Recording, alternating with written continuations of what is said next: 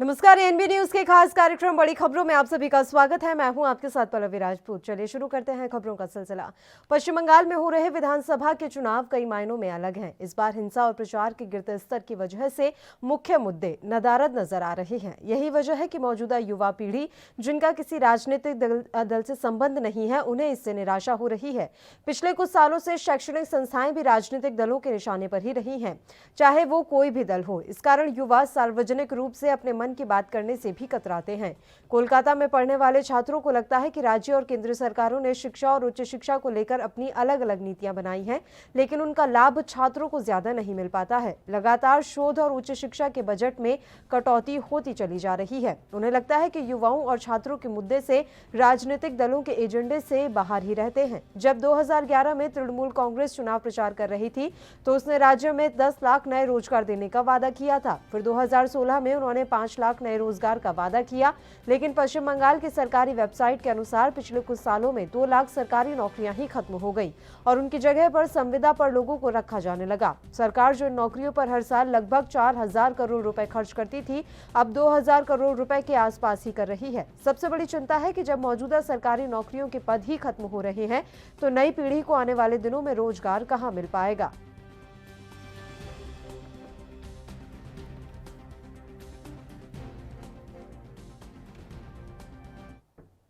चलिए इस मसले पर चर्चा करने के लिए राजनीतिक विश्लेषक आरबी उपाध्याय जी इस समय लाइव हमारे साथ जुड़ गए हैं। सर, स्वागत है आपका एएनबी न्यूज पर।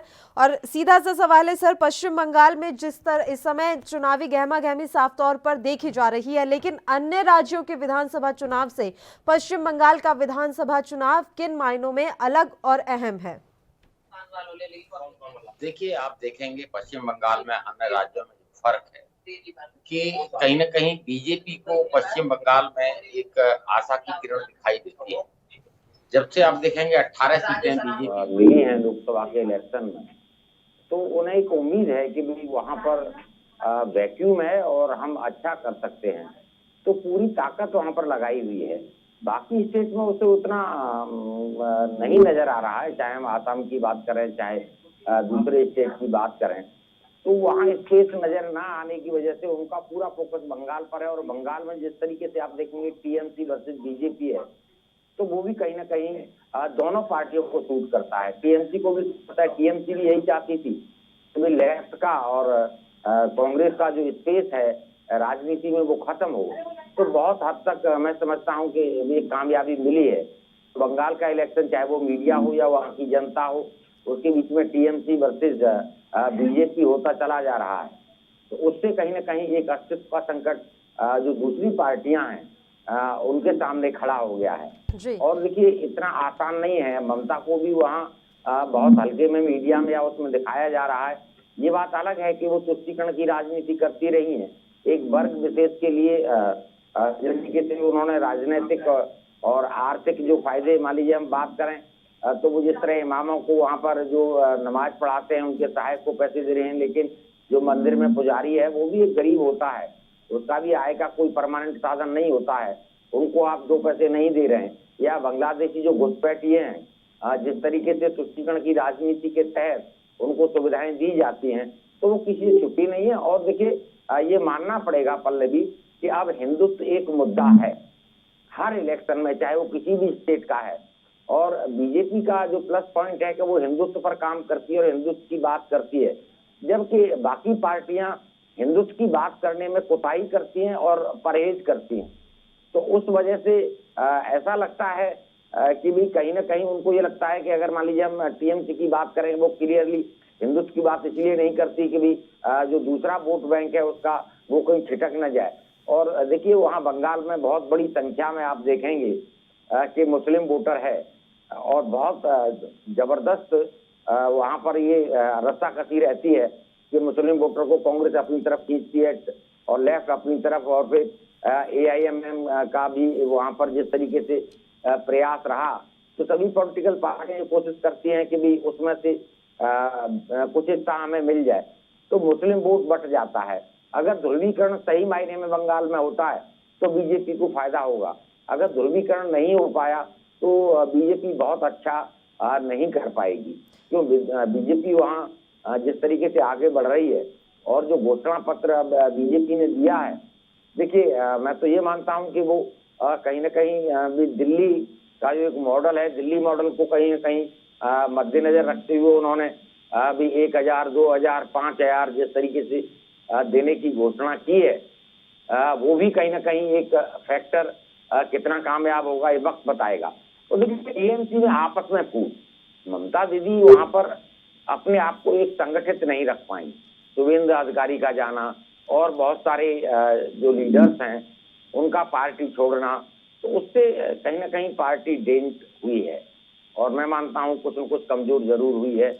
अब ये बात अलग है। एक रिपोर्ट के अनुसार अब जो वहां की युवा पीढ़ी है वो काफी निराश है, क्योंकि जिस तरीके से प्रचार का स्तर गिरा है, हिंसा हद से ज्यादा हो गई है।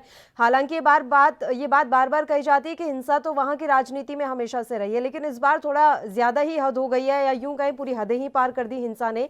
इन सब की वजह से जो मुख्य मुद्दे हैं वो गौण हो गए हैं। हम भी देख रहे हैं जब भी प्रचार होता है तो बात घूम फिर कर वही जय श्री राम, दुर्गा की पूजा, ये पूजा वो पूजा, मंदिर जाना, मस्जिद जाना, बस इन्हीं पर आकर सिमट गई है। कहीं ना कहीं जो मुख्य मुद्दे हैं वो तो खत्म हो गए हैं, इसलिए वहां का जो वोटर है वो निराश है, खासकर युवा पीढ़ी में निराशा है। देखिए युवा पीढ़ी का निराश होना स्वाभाविक है, क्योंकि देखिए इलेक्शन के टाइम पर ही मेन मुद्दों पर बात होती है और मेन मुद्दों पर बात होनी चाहिए, लेकिन ऐसा हो नहीं रहा है। आप देखेंगे वहां जय श्री राम और जय दुर्गा माता, देखिए मैं तो बार बार कहता हूँ, भूखा पेट रोटी मांगता है, बीमार दवा मांगता है, बेरोजगार रोजगार मांगता है, उसकी बात होनी चाहिए और उस पर कोई बात नहीं कर रहा है। दूसरा प्रश्न ये है कि जो हिंसा है, देखिए बंगाल में हिंसा का इतिहास रहा है। जब लेफ्ट पार्टियां सत्ता में थी, टीएमसी आई थी, तब भी आप देखेंगे हिंसा हर बार वहां इलेक्शन के टाइम पर हिंसा का एक चलन है, उस पर कहीं ना कहीं अंकुश लगाना बहुत जरूरी है।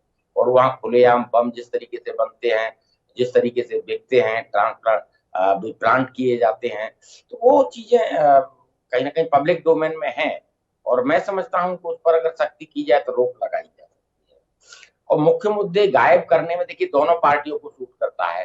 टीएमसी भी वहां पर पिछला शासनकाल उनका अगर बात करें तो देखिए अगर रोजगार के मुद्दे पर बात करते हैं तो टीएमसी का जो उदय हुआ था वो भी आपने देखा होगा संगरूर के अभी फैक्ट्री के खिलाफ हुआ था कि वहां से नैनो को हटाया गया था और वो जमीन ली गई थी, किसानों में बांटी गई थी। तो जब इंडस्ट्री नहीं लगेगी, इंडस्ट्रियलाइजेशन नहीं होगा तो रोजगार कहाँ मिलेगा। सरकारी नौकरियों के हालात ये हैं कि सरकार अपना बजट कम करती चली जा रही है, जो पद खाली होते हैं वो भरे नहीं जाते हैं। तो इस कंडीशन में रोजगार के लिए प्राइवेट जो सेक्टर है और प्राइवेट सेक्टर भी अगर नहीं होगा तो ये स्वाभाविक है कि बेरोजगारी बढ़ेगी, जो कि युवाओं की चिंता का मेन कारण है। और एक नया पल्लवी ट्रेंड शुरू हो गया है कि हाथ में कटोरा दे दो, कोई कहेगा मैं 100 रुपए दे दूंगा, कोई कहता है मैं 2000 दूंगा, कोई 1000। अरे भाई क्यों दे रहे हैं आप? ये खैरात की जरूरत नहीं है। आप देखिए बेरोजगार को रोजगार दे दीजिए, किसान को उसकी उपज का सही मूल्य दे दीजिए, उसकी जेब में पैसा आएगा तो वो अपने बच्चों को पढ़ा लेगा, अपना जीवन स्तर उठा लेगा, अपना इलाज करा लेगा। ये जो फ्री का जो सिस्टम है ये रास नहीं आता है और ये कहीं ना कहीं आदमी को निकम्मा बनाता है। और आप अपनी नाकामी पत्र ही हम देख लें, 2011 का घोषणा पत्र जब देखा था तो 10 लाख नौकरी का वादा किया गया। उसके बाद हम 2016 की बात कर लें तो वो 5 लाख पर आ गया कि 5 लाख हम नौकरियां देंगे। जबकि अगर हम देखेंगे पश्चिम बंगाल की सरकारी वेबसाइट अगर हम छांटेंगे तो ये साफ तौर पर दिख रहा है कि पिछले कुछ सालों में 2 लाख सरकारी नौकरियां कम की गई हैं। बजट जैसा कि आपने कहा, पहले बजट 4000 करोड़ हुआ करता था, अब वो सिर्फ 2000 करोड़ है। तो फिर ये झुंझुना किस लिए पकड़ाया जा रहा है? ये तो साफ तौर पर दिखाई दे रहा है ना कि आप सरासर साफ झूठ बोल रहे हैं। जब नौकरियां है ही नहीं तो आप कौन सी 10 लाख की नौकरियां दे देंगे? देखिए विडंबना है कि आप नौकरी देने की बात तो करते हैं लेकिन रोड मैप नहीं बताते हैं कि आप कैसे देंगे नौकरी, किस क्षेत्र में नौकरी देंगे, नौकरियां हैं कहां पर। भी सरकारी नौकरियों में आप पद भर नहीं रहे हैं और बजट घटा रहे हैं। और बंगाल की बात करें तो वहां आप नई इंडस्ट्री कोई आ नहीं रही है, नई इंडस्ट्री आप लगने नहीं दे रहे हैं। और जो इंडस्ट्रियलिस्ट है वो आता है तो लॉ एंड ऑर्डर ठीक हो, बिजली की आपूर्ति हो, सस्ता श्रम हो और सरकार कोऑपरेट करें। तो वहां देखिए कोई भी प्राइवेट इन्वेस्टर अपना पैसा जो लगाता है या इंडस्ट्री लगाता है तो बहुत सारी चीजों का आकलन करता है। और वहां जब सरकार ही इस मुद्दे पर आई हो कि भी वहां से इंडस्ट्री को हटाना है, तो फिर आप कैसे उम्मीद करते हैं कि नौकरियां मिलेंगी। इसीलिए ये जो वायदे होते हैं, ये खोखले वायदे होते हैं और झूठे हो जाते हैं और रोजगार नहीं दे पाते। और अभी भी देखिए जिस तरीके से अभी चाइना से इंपोर्ट बढ़ा और हमारी जो कुछ कल कारखाने चल रहे थे, जो चिमनियों में धुआं निकलता था, आज आप कहीं भी निकल जाइए। मैं देखता हूँ, दिल्ली में रहता हूँ, फरीदाबाद के आसपास बहुत सारी या गाजियाबाद के आसपास बहुत सारी फैक्ट्रियां थी, बंद पड़ी, प्रोडक्शन हो ही नहीं रहा है। तो कहाँ मिलेगा, कौन से क्षेत्र में आप रोजगार देंगे। तो वो कहना बड़ा आसान है, लेकिन नौकरियों के हालात बहुत खराब हैं। और मैं समझता हूं कि इस पर अगर शीघ्र कोई ठोस प्लान नहीं बनाया गया तो एक बहुत गंभीर स्थिति पैदा हो जाएगी, जो कि युवाओं में चिंतित होना या युवाओं का चिंता करना स्वाभाविक है। सर ये बात सिर्फ पश्चिम बंगाल की नहीं है, आप भी देखेंगे सर, आप इतने वरिष्ठ हैं, आप भी ये बात समझ रहे होंगे कि पूरे देश में ही हालात ऐसे हैं। बात ये हो गई है कि हमारे देश की जनता की मेंटालिटी इस तरीके से सेट कर दी गई है, उनका सोचने का नजरिया इस तरीके से सेट कर दिया गया है कि हम देशभक्ति या धर्म से ऊपर उठ ही नहीं पा रहे हैं। जो वाकई में असल मुद्दे हैं उस पर कोई ध्यान इस समय नहीं दे रहा है। घूम फिर कर हम राम मंदिर बन रहा है इस पर चले जाते हैं, या फिर देशभक्ति पर चले जाते हैं, चीन पर चले जाते हैं, पाकिस्तान पर जाते हैं, जवानों पर चले जाते हैं। कोई रोजगार पर बात करना नहीं चाहता, भुखमरी पर कोई बात नहीं करना चाहता। कुपोषित हमारे यहाँ लोग अभी कितने हो रहे हैं, छोटे छोटे बच्चों में कुपोषण कितना ज्यादा फैल रहा है। इन मुद्दों पर अब कोई बात करना नहीं चाहता है और हम देख रहे हैं कि लोगों का ज्यादा इंटरेस्ट भी नहीं रहा है इस पर बात करने में। देखिए लोगों का इंटरेस्ट है, ये नहीं है। मैं बार बार कहता हूँ, भूखा पेट रोटी मांगता है, बीमार दवा मांगता है, बेरोजगार रोजगार की बात चाहता है, उसकी बात हो। लेकिन पॉलिटिकल पार्टियों को ये सूट नहीं करता है जी। कोई भी पॉलिटिकल पार्टी वो डिलीवरी नहीं दे पा रही है, जो भी कारण रहे हैं। तो वो देखिए दाएं बाएं मुद्दे को घुमा देते हैं, वो धर्म पर ले जाएंगे, जाति पर ले जाएंगे, संप्रदाय पर ले जाएंगे। तो उससे क्या होता है कि जो मेन मुद्दे हैं वो गायब हो जाते हैं। तो जनता ये नहीं है कि नहीं समझती, बुद्धिजीवी वर्ग इन सब चीजों को बहुत अच्छी तरह समझता है। और धर्म एक कहते हैं ना अफीम का काम करता है। धर्म के नाम पर लोग भूखे भी रह लेंगे, कष्ट भी सह लेंगे। इस बात को जो राजनीतिक लोग हैं वो भली भांति जानते हैं, इसीलिए वो मुद्दे को डाइवर्ट करने के लिए धर्म पर ले आते हैं, मंदिर पर ले आते हैं, मस्जिद पर ले आते हैं। देखिए धर्म पर्सनल आस्था का प्रश्न है, मैं समझता हूँ उसे राजनीति से परे रखना चाहिए। और लेकिन कुछ परिस्थितियां उस तरह की रही कि धर्म के नाम पर एक धर्म विशेष को आप बहुत सारी छूट देते रहे, जबकि मान लीजिए मैं बात करूं तो भी जो मदरसे हैं वो अपने धर्म के बारे में पढ़ा सकते हैं और वहां पढ़ाया जाता है, लेकिन दूसरे जो हिंदू संप्रदाय के लोग हैं वो नहीं पढ़ा सकते हैं, वो सिलेबस में नहीं आ सकते। तो ये चीजें जो रही वो कहीं ना कहीं धीरे धीरे आदमी के अंदर वो उबाल आता रहा। और जब उसको आवाज मिली, बीजेपी ने जब हिंदुत्व को आवाज दी, तो लोगों को लगा कि भी हमारी बात रखी जा रही है। जबकि बात ये थी कि जो असल मुद्दे थे उन पर डिलीवरी नहीं हो पा रही थी, इसलिए सरकारें भाई राष्ट्र के ऊपर, धर्म के ऊपर, पाकिस्तान के ऊपर, चाइना के ऊपर को ध्यान भटकाने की कोशिशें करती रही। लेकिन ये लंबे समय तक पल्लवी नहीं चल सकता। क्यों? फिर मैं कहूंगा कि भूखा पेट रोटी मांगेगा, वो रोटी की बात करेगा, आज नहीं करेगा कल करेगा। तो जब उसका मोह भंग होगा तब उसकी समझ में आएगी कि भाई ये तो हमें उल्लू बनाया जाता रहा, और समय निकलता चला जाएगा। और अगर सरकारों ने कोई ठोस कदम नहीं उठाया रोजगार के लिए, तो देखिए मुश्किलें पैदा हो सकती हैं। जब बेरोजगारों की फौज होगी तो क्राइम का रेट बढ़ेगा। बिल्कुल। जब हाथ में काम नहीं होगा, आप उसको कहेंगे कि हम 2,000 रुपए देंगे, 1,000 रुपए देंगे, तो ये कब तक चलेगा। आखिर जो टैक्स पेयर है भी, देखिए कोई सरकार या कोई भी नेता या राजनेता अपनी पॉकेट से निकाल के नहीं दे रहा है, वो मेरी आपकी जेब से लेके और एक दूसरे को दे रहा है। देखिए ये बात अलग है कि भी समाजवाद की जो संरचना थी वो इसी तरह थी कि जो अमीर है उस पर टैक्स लगाइए, उससे पैसा लीजिए और गरीब की मदद कीजिए जिससे उसका उत्थान हो सके। लेकिन यह उत्थान के लिए स्कीम नहीं, बहुत लंबे समय तक आप किसी को वेंटिलेटर पर नहीं रख सकते, उसका परमानेंट क्योर करना होगा, परमानेंट स्कीम लानी होगी, तभी मैं समझता हूं कि रोजगार के क्षेत्र में सरकारें दूरदर्शिता के साथ काम लें, तो एक पहल करें, तो मैं समझता हूं कि बहुत कुछ किया जा सकता है। बिल्कुल सर, अब आप लगातार हमारे साथ जुड़े रहिए। अगली खबर का रुख कर लेते हैं। इस मसले पर भी हम आपके साथ ही चर्चा करेंगे। तो आपको बता दें कि हैदराबाद से लोकसभा सांसद अजदुद्दीन ओवैसी की पार्टी एआईएमआईएम मध्य प्रदेश के नगरीय निकाय चुनाव लड़ने की भी तैयारी में है। राजधानी भोपाल में पार्टी का दफ्तर भी खोला गया है। एआईएमआईएम पार्टी का ऑनलाइन सदस्यता अभियान भी शुरू कर चुकी है। सदस्यता अभियान के लिए एक एआईएमआईएम ने मोबाइल ऐप बनाया है, जिसके जरिए पार्टी में लोगों को जोड़ा जाएगा। वहीं मध्य प्रदेश में ओवैसी की एंट्री पर कांग्रेस और बीजेपी ने निशाना साधा है। भोपाल में एआईएमआईएम सदस्यता अभियान को लेकर पार्टी के जिला अध्यक्ष ताहिर अनवर का कहना है कि मुस्लिम वर्ग को पिछले 70 सालों से वोट बैंक समझा गया, किसी ने हमारे हितों पर ध्यान नहीं दिया, इसलिए एआईएमआईएम अब प्रदेश में सक्रियता बढ़ा रही है। उन्होंने कहा कि राजधानी भोपाल में पार्टी का ऑफिस भी खोला गया है, जबकि मोबाइल ऐप के जरिए पूरे शहर में सदस्यता अभियान शुरू किया गया है। इसके अलावा अल्पसंख्यक क्षेत्रों में वर्चुअली मीटिंग्स का आयोजन भी किया जाएगा। लोग हमसे जुड़ रहे हैं, हम पूरी दम से नगरीय निकाय चुनाव में उतरेंगे। बता दें कि एआईएमआईएम की नजर मध्य प्रदेश के मुस्लिम बहुल सीटों पर है। इनमें इंदौर, भोपाल, उज्जैन, खंडवा, बुरहानपुर, खरगोन, रतलाम, जावरा, जबलपुर, बालाघाट और मंदसौर प्रमुख है।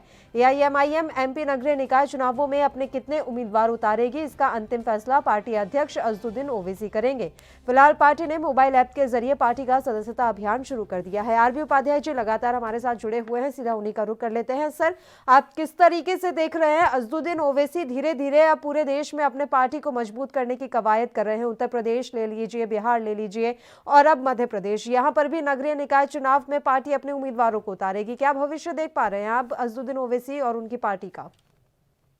देखिए, अजदुद्दीन ओवैसी का जिस तरीके से आप देखेंगे कि भारत की राजनीति में वो एक वर्ग विशेष की राजनीति कर रहे हैं जी। और वो पूरा जहर बोने की कोशिश करते हैं, भड़काते हैं लोगों को। आपने देखा होगा उनके भाई का बयान कि भी पुलिस हटा दीजिए तो हम इतने दिन में ऐसा कर देंगे।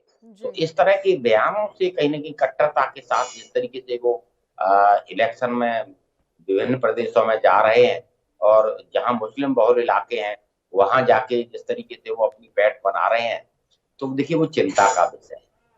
मैं तो यही कहूंगा कि समाज का बंटवारा जिस तरीके से करने की कोशिश की जा रही है, अगर मान लीजिए ध्रुवीकरण अगर मुस्लिम समुदाय का होगा तो ध्रुवीकरण हिंदू समुदाय का भी होगा और दोनों में अगर वैमनस्य बढ़ेगा तो वो देश की प्रगति में बाधक बनेगा।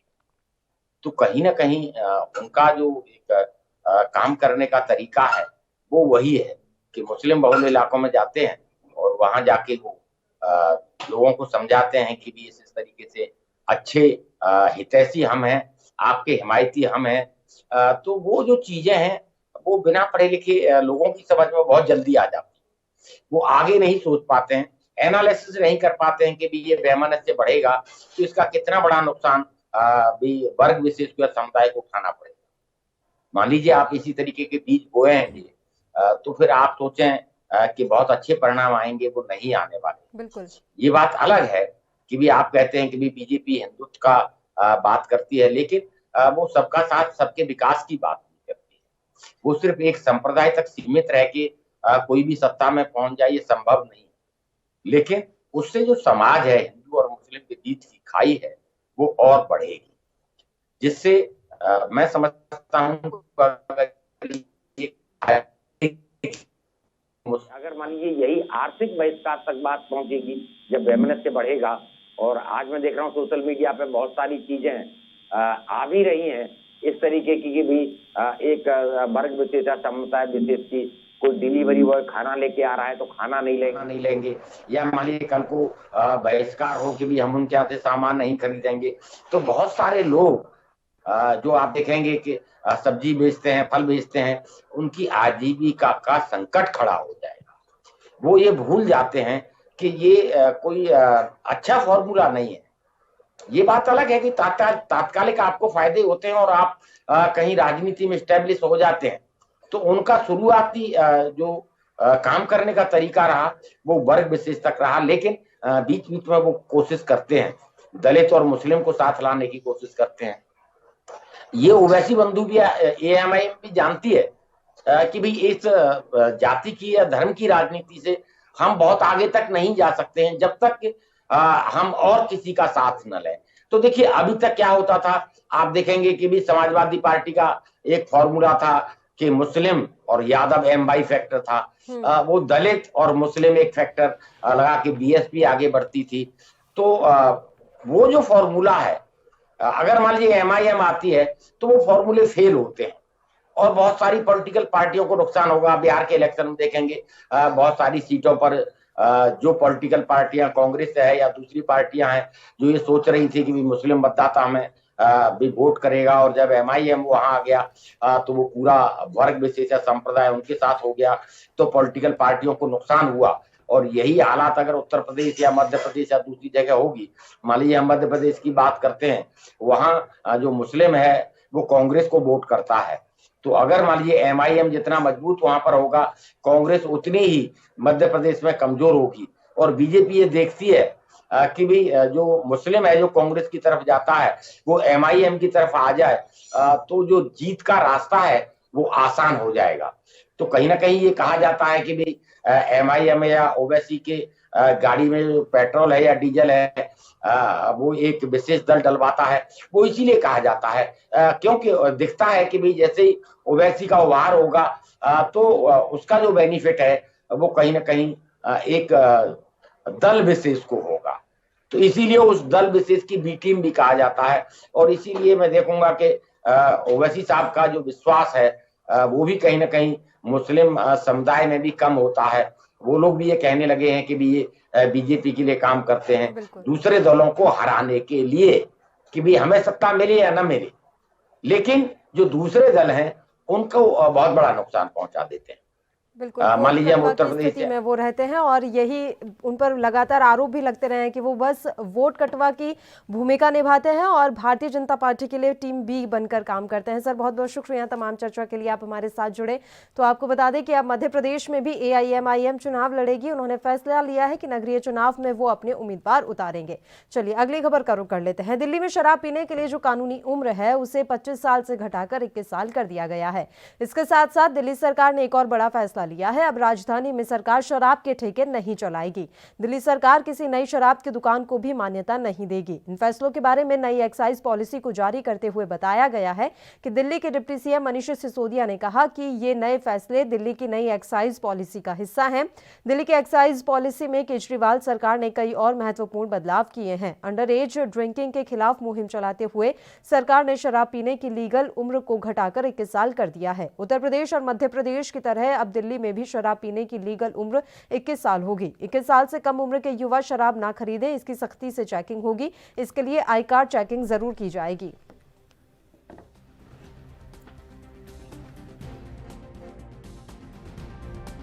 पिछले 2 साल में करीब 7,09,000 बोतल अवैध शराब पकड़ी हमारी टीम ने। 7,09,000 बोतल। 1864 FIR की अवैध शराब कारोबार पे, शराब माफिया के खिलाफ 1864 FIR की हैं। 1939 लोग अरेस्ट किए हैं पिछले 2 साल में। 1014 करीब 1000 व्हीकल्स जब्त किए हैं जिन पे शराब माफिया से जो जब्त किए गए हैं। लेकिन ये मैं कहता हूं ये तो टिप्स ऑफ द आइसबर्ग है। ये शराब जो शराब माफिया का धंधा है दिल्ली में वो काफी हद तक बढ़ा हुआ है। हमारी तमाम कोशिशों के बावजूद यही पकड़ में आ पाए। जो मोटे तौर पे दुकानें बताते हैं कि दिल्ली में 850 तो शराब की दुकानें हैं, लेकिन जो ऑथराइज्ड हैं करीब 2000 इलीगल शराब माफिया दुकानें चलाता है। 2000 दुकानें जो घरों में चलती हैं, जो दुकानों से सप्लाई होती है, जो कुछ पर्टिकुलर गोडाउन्स हैं। तो इन सबको रोकने के लिए अब एक पॉलिसी बनाई जा रही है। ग्रुप ऑफ मिनिस्टर्स ने इस सब को, पूरे शराब माफिया को शिकंजा कसने के लिए जो सुझाव दिए हैं वो इस तरह से हैं। अभी उसको मैं जिक्र करूंगा कि दिल्ली में शराब की नई दुकान नहीं खोली जाएगी। इक्विटेबल डिस्ट्रीब्यूशन करेंगे लेकिन शराब की नई दुकान खोल के नहीं करेंगे। तो जितनी दुकानें हैं उतनी ही दुकानें रहेंगी। दिल्ली में कोई नई शराब की दुकान नहीं खुलेगी। और ये बताते हुए मैं ये भी बता दूं कि आज जितनी दुकानें हैं, 2016 में जितनी दुकानें थीं उसके बाद से दिल्ली में नई शराब की दुकान नहीं खोली गई है। 2016 से कोई नई दुकान नहीं खुली है, आगे भी नहीं खोली जाएगी नई दुकान। ये हमारा कमिटमेंट है यहाँ पे। दूसरा रिफॉर्म ये है कि अभी आधी से ज्यादा दुकानें, करीब 60% दुकानें सरकारी हैं। यहां बहुत चोरी है, यहां ब्रांड पुशिंग होती है, यहां टैक्स की भी चोरी देखी गई, हमने स्टडी किया। यहां पे उनका उस सब के बावजूद 40% दुकानें जो प्राइवेट हैं उनसे ज्यादा रेवेन्यू आ रहा है बनिस्बत 60% सरकारी दुकानों के मुकाबले। तो ये सारा डेटा स्टडी किया और ये तय किया कि अब दिल्ली में सरकार की शराब की दुकान नहीं होगी।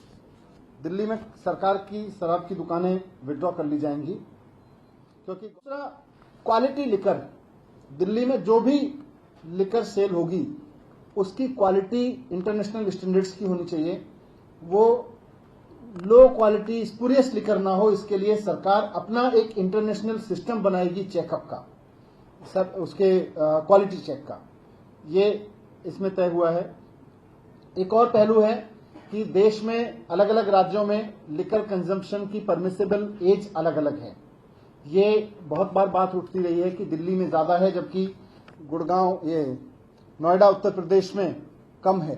तो ग्रुप ऑफ मिनिस्टर्स ने रिकमेंड किया है कि दिल्ली में लिकर कंजम्पशन की एज नोएडा उत्तर प्रदेश के बराबर कर दी जाए। एज गेटिंग का मतलब है कि जिस एज तक की परमिशन है उससे नीचे के बच्चों को, उससे नीचे के व्यक्ति को ऐसे परमाइश में प्रवेश करने की अनुमति नहीं होती है जहां लिकर सर्व होती है।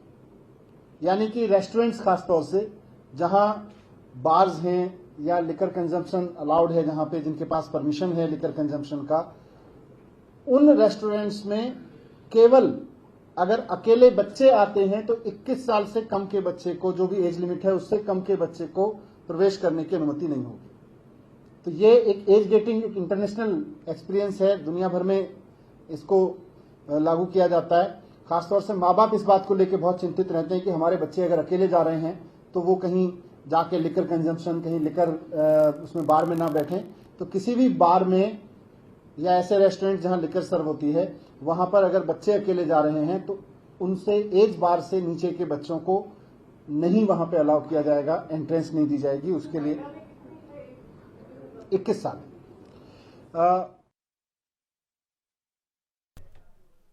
तो आपको बता दें कि दिल्ली में लगातार एक अहम फैसले लिए जा रहे हैं। अब एक्साइज को भी बदला गया, एक्साइज नियमों में भी बदलाव किया गया है। राजीव तिवारी हमारे संवाददाता इस समय जुड़ गए हैं इस खबर पर तमाम जानकारी देने के लिए। राजीव, आपसे जानकारी चाहेंगे, एक्साइज नियमों में अहम बदलाव किए गए हैं केजरीवाल सरकार के द्वारा, क्या कुछ नए नियम है? और सबसे बड़ी बात तो यह है कि अब लिकर कंजप्शन की जो उम्र है वो घटा दी गई है।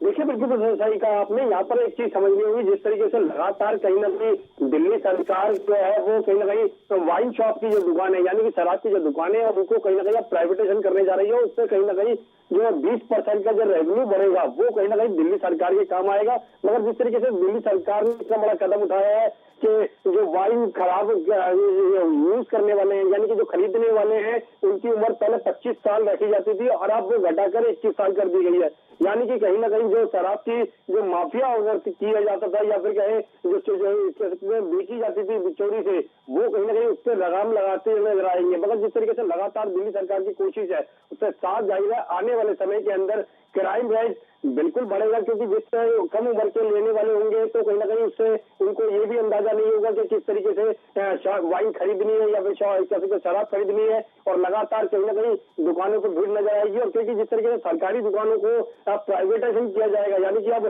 जो सरकारी दुकानें थी लगभग, ये हमने देखा कि अब सरकारी ठेके भी नहीं खुलेंगे और तमाम यहाँ पर बदलाव किए गए हैं। बहुत बहुत शुक्रिया राजीव तमाम जानकारी हम तक पहुंचाने के लिए। और इसी के साथ बड़ी खबरों में फिलहाल के लिए इतना ही। मुझे दीजिए इजाजत। देश प्रदेश के तमाम ताजा और अहम खबरों के लिए आप देखते रहिए ANB न्यूज। नमस्कार।